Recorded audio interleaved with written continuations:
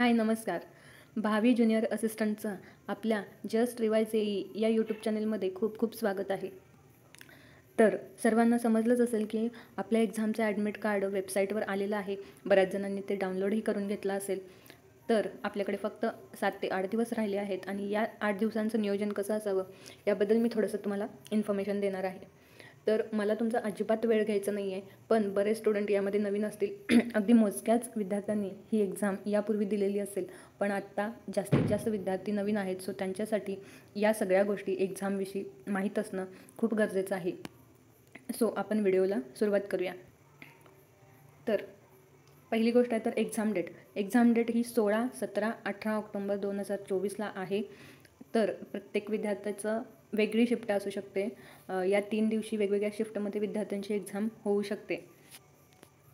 तर पहिल्यांदा एक गोष्ट करायची आहे, हॉल तिकीट डाउनलोड करायचं आहे. ते प्रिंटसुद्धा आत्ताच करून घ्यायचं आहे, कारण ऐनवेळी प्रिंट मिळाली नाही, लाईट नाही, अशी बरीच कारणे, बरेच प्रॉब्लेम्स येऊ शकतात. सो यासाठी आत्ताच या 2 दिवसात हॉल तिकीट डाउनलोड करून त्याची प्रिंट घेऊन ठेवायची आहे. त्यानंतर लक्षपूर्वक अगदी एक्झाम कधी आहे, एक्झामची तारीख किती आहे, त्यामधली आपली शिफ्ट किती आहे आणि ती कोणत्या टायमिंगला आहे, म्हणजे शिफ्ट कोणती आहे, फर्स्ट, सेकंड, थर्ड, आणि ती त्याचं टायमिंग हे व्यवस्थित अगदी सेपरेट नोट डाऊन करून ठेवलं तरी चालेल, किंवा तुमच्या मोबाईलचा वॉलपेपर करून ठेवलात तरीही काही हरकत नाही आहे. म्हणजे झोपेतून जरी उठलात तरी तुम्हाला एक्झामची तारीख दिसेल आणि परत झोपच येणार नाही. हे लक्ष देणं का गरजेचं आहे, तर मागच्या वर्षी एक केस झाली होती की एका विद्यार्थ्याचं एक्झाम सेंटर हे आयन डिजिटल झोन पुणे, कारण आयन डिजिटल झोन ह्या नावाचे बरेच सेंटर्स आहेत. सो त्या विद्यार्थ्याचा एक्झाम म्हणजे त्या विद्यार्थ्याची एक्झाम ही पुणेमध्ये होती, पण त्यांना फक्त आयन डिजिटल झोन इतकंच वाचलं होतं. त्याला वाटलं की त्याच्या गावाजवळचं आहे, म्हणजे कोल्हापूरजवळ आहे ते सेंटर, सो इथं त्याची एक्झाम असेल, आणि त्यानं ते वाचलंच नाही. आणि एक्झामला आल्यावर त्याला समजलं की अरे आपला आयन डिजिटल झोन पुणे येथे आहे. मग एवढे दिवसांचा अभ्यास व्यर्थ गेला, कारण तो एका तासात काय पुण्यात पोहोचू शकत नव्हता. सो असं व्हायला नको. तुम्ही एक्झाम सेंटर, एक्झाम कधी आहे, त्याची डेट, शिफ्ट, टायमिंग हे अगदी ॲक्युरेट बघून ठेवा. त्याच्यानंतर तुमचं जर एक्झाम सेंटर लांब असेल तर आदल्या दिवशीच तिथे पोहोचण्याची व्यवस्था करून ठेवा, कारण ऐनवेळी जर तुमची मॉर्निंगला शिफ्ट असेल, सकाळी 9 वाजता शिफ्ट असेल, तर ऐनवेळी गडबड व्हायला नको, कारण तिथं तुमचा जो रजिस्ट्रेशन टायमिंग आहे त्या टायमिंगमध्ये तुम्ही तिथे पोहोचलंच पाहिजे. त्यासाठी या सगळी काळजी अगोदरच घ्या. एक्झाम सेंटरला वेळेच्या अगोदर पोहोचा. त्याच्यानंतर इथे तुम्हाला आता पेपर पॅटर्न दिसतोय. पेपर पॅटर्न बदलला म्हणून बरेच जण डिमोटिवेट झाले, पण तसं काहीच गरजच नाही आहे त्याची डिमोटिवेट होण्याची, कारण ऑलरेडी तुमचा लोड कमी झाला आहे. तुम्हाला जे 2 तासाची एक्झाम द्यायला लागणार होती ती एकतर 75 मिनिटांवर आली आहे, प्लस तुम्हाला जो जास्त सिलेबसची रिव्हिजन करावी लागणार होती, जास्त सिलेबस अभ्यास करावा लागणार होता, तो परत 50 मार्कांवर आला आहे. त्यामुळे उलट ही खूप पॉझिटिव्ह गोष्ट आहे, ती तुम्ही पॉझिटिव्ह वेनं घेतली पाहिजे. आणि आता ती पेपर पॅटर्न बदलला म्हणून काळजी करत बसण्याची वेळ निघून गेले. आपल्याकडे फक्त 7 दिवस राहिलेत. सो इथे नवीन पॅटर्न आहे, माहीत नसेल तर बघून ठेवा.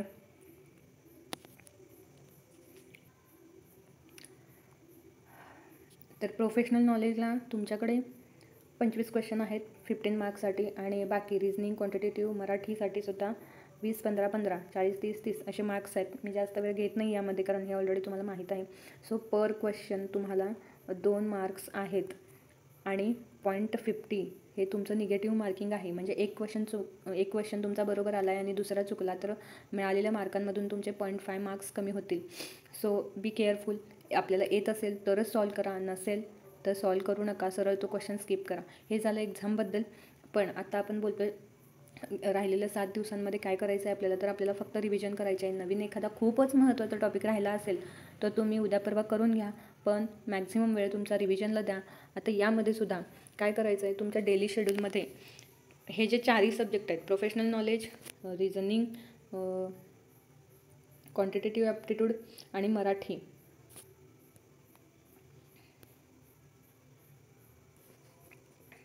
तर तुमच्या डेली शेड्यूलमध्ये हे 4ही सब्जेक्ट असले पाहिजेत. म्हणजे मी फक्त प्रोफेशनल नॉलेज करतो आणि नॉन टेक्निकल बघू नंतर शेवटच्या 2 दिवसात नाही, असं करून काही उपयोग नाही. हे 4ही सब्जेक्ट तुमच्या डेली शेड्यूलमध्ये असले पाहिजेत. मराठीला अगदी हार्डली तुम्ही 10-15 मिनटं वेळ दिलात तरी चालेल, ते काही जास्त टफ येत नाही आणि ते आपल्याला येतच असतं. तरीही शब्दसमूह, वाक्यप्रचार, म्हणी किंवा ज्यामध्ये तुमचं ग्रामर चेक केलं जाईल, ह्या गोष्टी तुम्ही जास्त बघून ठेवा. ग्रामर पण बाकीचं नाम, सर्वनाम, अलंकार वगैरे, वचन हे करून ठेवा थोडंफार, पण शब्दसमूह, म्हणी, वाक्यप्रचार हे जास्त करून ठेवा, म्हणजे वाचून ठेवा.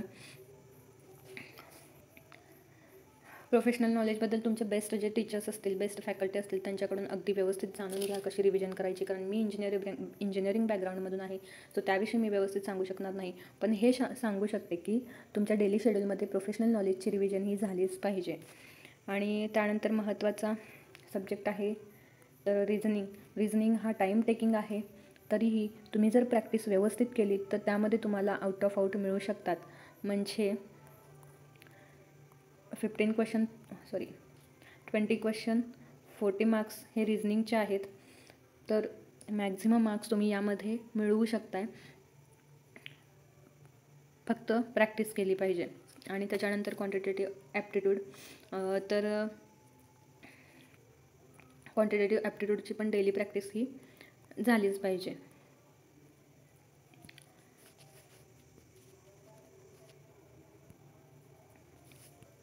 सो डेलीच्या शेड्यूलमध्ये ह्या 4ही सब्जेक्टची रिव्हिजन तुमची चालू राहिली पाहिजे. ओके, तर आता आपण बोलणार आहोत मॉक टेस्टबद्दल. तर राहिलेल्या 7 दिवसांमध्ये तुम्ही मिनिमम 3 टेस्ट तरी दिल्या पाहिजेत. तर यामध्ये मॉक टेस्टचा स्कोअर सपोज तुमचा कमी आला, पहिल्या टेस्टमध्ये मॉक टेस्टचा स्कोअर तुमचा कमी आला, तर असं वाटून घेण्याची अजिबात गरज नाही की माझं सिलेक्शन होणार नाही. कारण मॉक टेस्टचा पेपर सेटर वेगळा असतो, एक्झामचा पेपर सेटर वेगळा असतो, थोडंसं प्लस मायनस इकडे तिकडे होऊ शकतं. त्यामुळं मॉक टेस्टचा स्कोअर कमी आला म्हणून अगदीच डिमोटिवेट होण्याचं गरज नाही आहे. आपल्याकडे अजून 2 टेस्ट आहेत. पण ज्यावेळी तुम्ही पहिली मॉक टेस्ट देताय आणि तुमचा स्कोअर ज्यावेळी तुम्ही चेक करताय त्यावेळी त्याचं ॲनालिसिस करणं खूप महत्त्वाचं आहे. तर मॉक टेस्टमध्ये स्कोअर येण्यासाठी कमी येण्याची कारणे काय असू शकतात? तर एक तर सिलेबस कवर झालेला नसणार आहे, किंवा तो टॉपिक, तो पॉईंट तुम्ही कधी बघितला नसेल असं होऊ शकतं, किंवा सिले मिस्टेक तुम्ही जास्त करत असाल, किंवा मॅथ्समधला स्पीड कमी येत असेल तुमचा, म्हणजे स्पीड नसेल किंवा ॲक्युरसी नसेल. या बऱ्याच गोष्टी मॉक टेस्टसाठी कारणीभूत ठरतात आणि याच गोष्टी आपल्याला चेक करायच्या आहेत मॉक टेस्टमधून, कारण या चुका आपल्या एक्झामला होता कामा नयेत.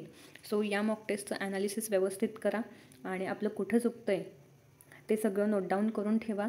आता ॲक्च्युली हे अगोदरच पाहिजे होतं, पण काही हरकत नाही, राहिलेलं 7 दिवसात तुम्ही हे करू शकताय. त्याच्यानंतर काय करायचं आहे, आपल्या पहिल्या मॉक टेस्टचं ॲनालिसिस झाल्यानंतर तुम्हाला दुसरी मॉक टेस्ट द्यायची आहे आणि आत्ताच्या ज्या झालेल्या चुका आहेत त्या कमी प्रमाणात होतील याची काळजी घ्यायची आहे. ऑफकोर्स या सगळ्या चुका सुधारल्यानंतर तुमचा सेकंड मॉक टेस्टचा स्कोरसुद्धा तुमचा वाढणार आहे. सपोज तो 70 आला, ठीक आहे, आतासुद्धा डिमोटिवेट होण्याचं कारण नाही आहे, कारण अजून तुमच्याकडे एक टेस्ट आहे आणि तुम्ही काय करायचं आहे, तर आता तिसरी टेस्ट द्यायची आहे आणि तिसरी टेस्टसुद्धा ऑफकोर्स या सगळ्या चुका लक्षात घेऊन, आपल्या चुका होणार नाही त्याची काळजी घेऊन मॉक टेस्ट द्यायची आहे. नक्कीच तुमचा स्कोर वाढत राहील आणि तुमचा कॉन्फिडन्ससुद्धा वाढेल. तर हे झालं मॉक टेस्टबद्दल. पण मॉक टेस्टला ॲपियर कसं व्हायचं आहे, तर ज्यावेळी तुम्ही, यासाठी मी तुम्हाला एक महत्त्वाची टिप सांगेन की आता तुमच्याकडे ॲडमिट कार्ड तुमच्या हातात आहे, ते तुम्ही डाउनलोडही करून घेतलं असेल, तुम्हाला तुमची शिफ्ट माहीत असेल, टायमिंग माहीत असेल, तर मॉक टेस्ट देताना तुमचं ज्या टायमिंगला एक्झाम आहे त्याच टायमिंगला आत्ता तुम्ही मॉक टेस्ट द्यायची आहे. म्हणजे तुमची मॉर्निंगला 9 वाजता एक्झाम असेल तर तुम्ही या 3 मॉक टेस्ट 9लाच द्या.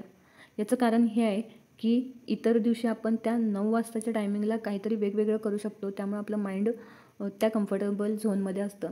जर तुम्ही त्या माइंडला त्या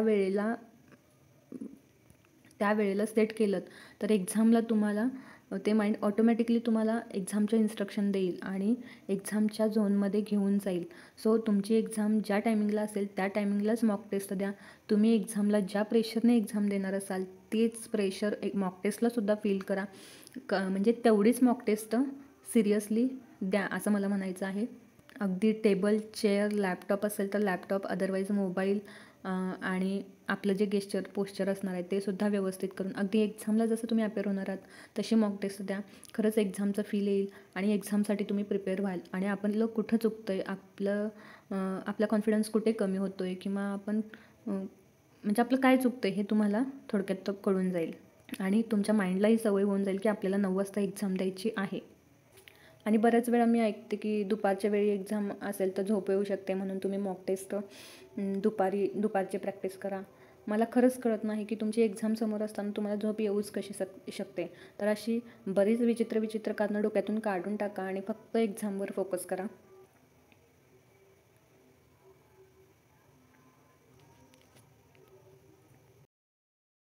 तर आता लास्ट आहे पेपर अप्रोच. आता मी ऑलरेडी बरंच काय सांगितलं, तरच पेपर अप्रोच आहे. दुसरं तुम्ही अजून काय करणार आहे तर मॉक टेस्ट व्यवस्थित द्या. त्याच्यानंतर पेपरमध्ये तुमचा सिक्वेन्स जो आहे तो असा असला पाहिजे.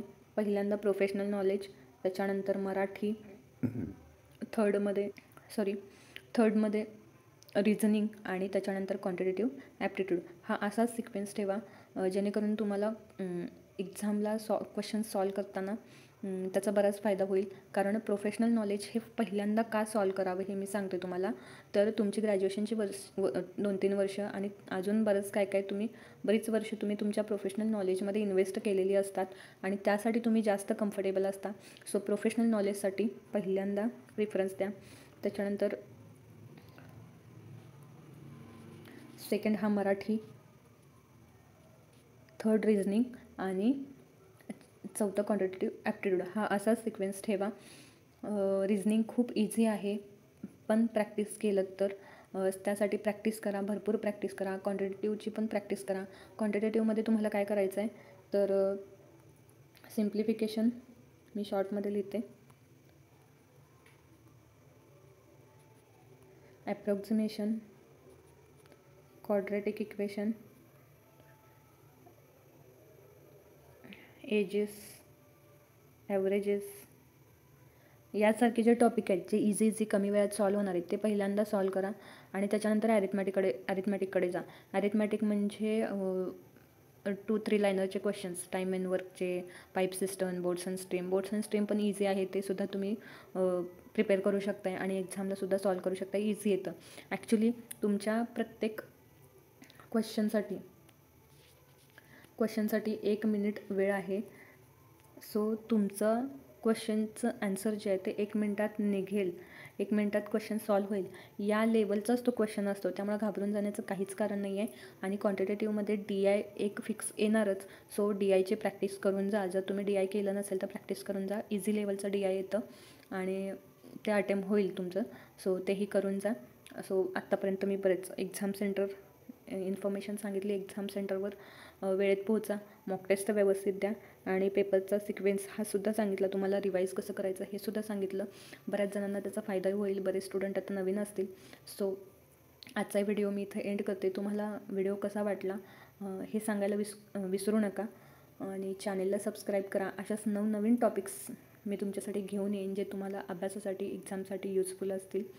आणि bye bye. Thank you. Good night.